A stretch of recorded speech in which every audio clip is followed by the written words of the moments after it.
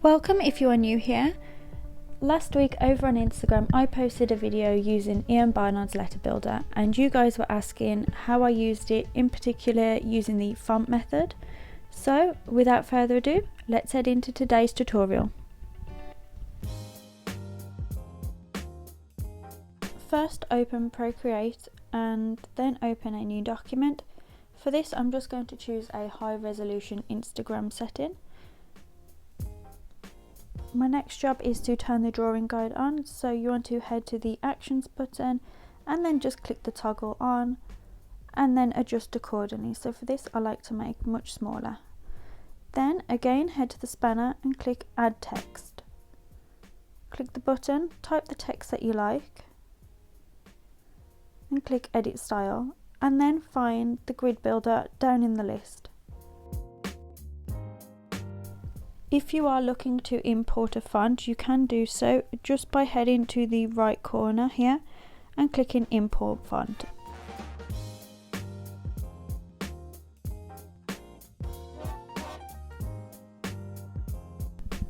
I just play around with the different sizing and then alter the spacing here using the kerning button, and then once I'm happy I click done.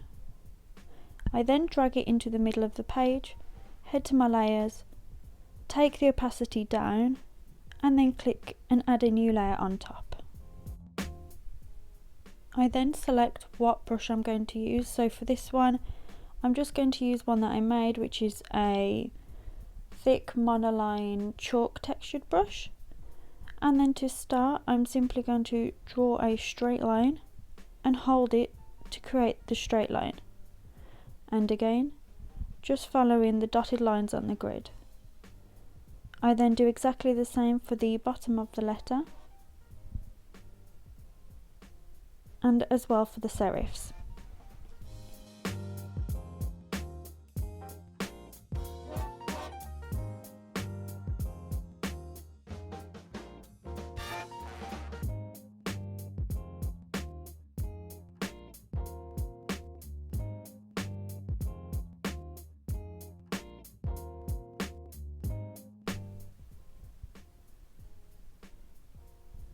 To create a perfect oval, simply follow the guide, just roughly, and then hold it once you're back to the beginning and this will snap it to a perfect shape.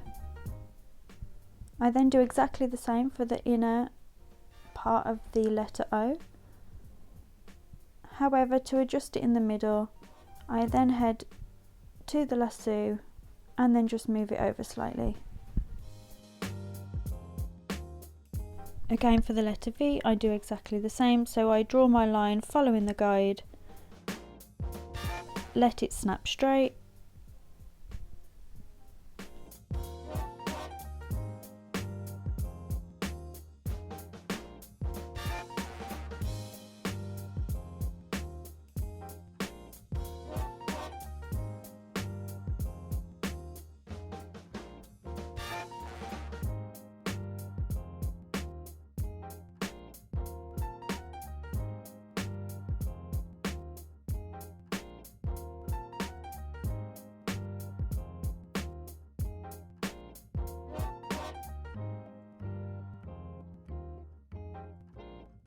To add some variation to my letters to give it that hand lettering feel, I am actually going to change the straight edges on the E and make them curved.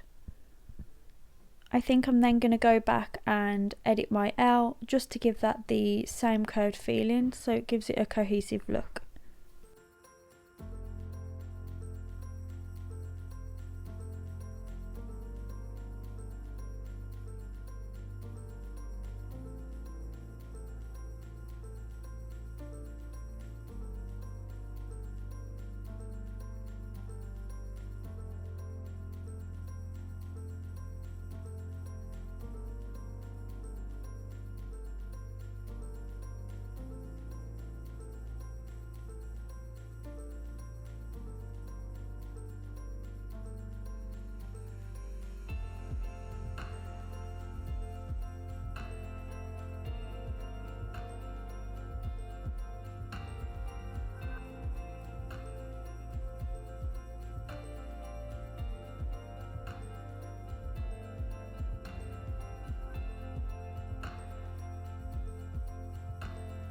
Once I'm happy with my design, I am then going to head over back to my layers panel, and then I'm going to turn off the layer of the grids so that I can no longer see them. And then just looking at my design, I can see that the L looks a little bit too far over to the left. So on my lettering layer, I'm just going to use the lasso tool to draw around and then drag the letter over.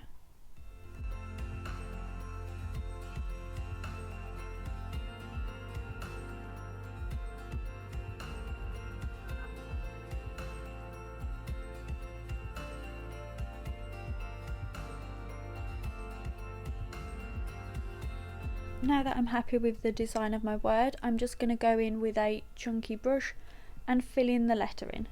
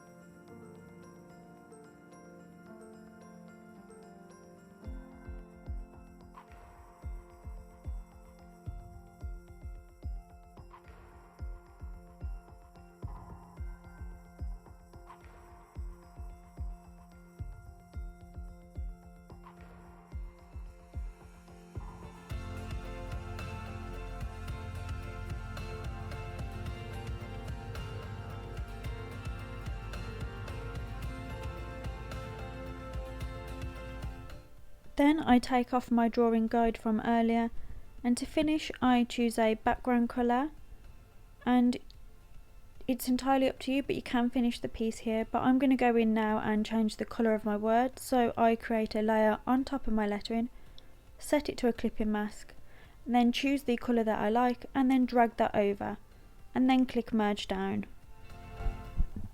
If you'd like to add a 3D effect to your lettering, you can simply duplicate that layer, then add a new layer on top, set it to a clipping mask, and then set this colour to a darker colour.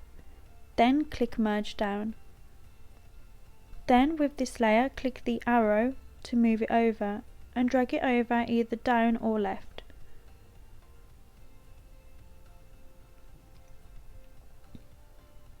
Then duplicate that layer from above and click merge down. Then, using your brush from earlier, simply draw a line between the two to join up and fill in the gaps.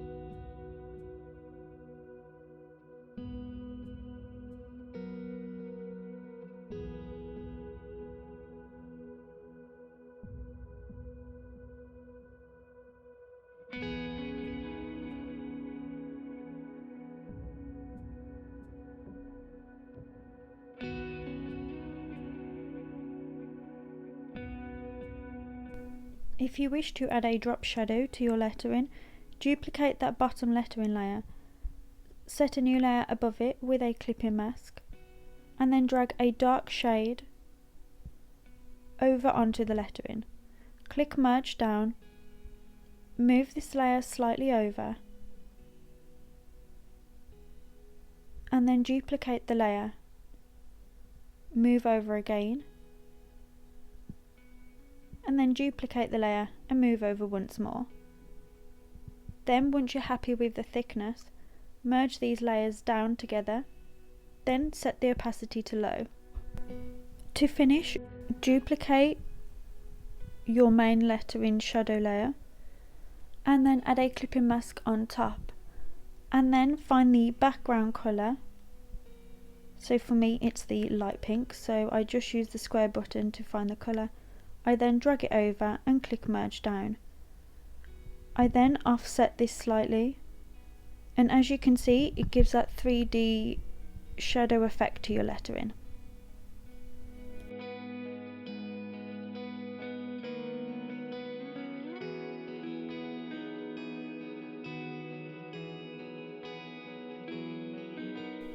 I hope this video has been useful for you. If it has, please give it a thumbs up, and if you've been following along, please remember to tag me in your work over on Instagram at Handmade Designs, and I'll see you in the next video.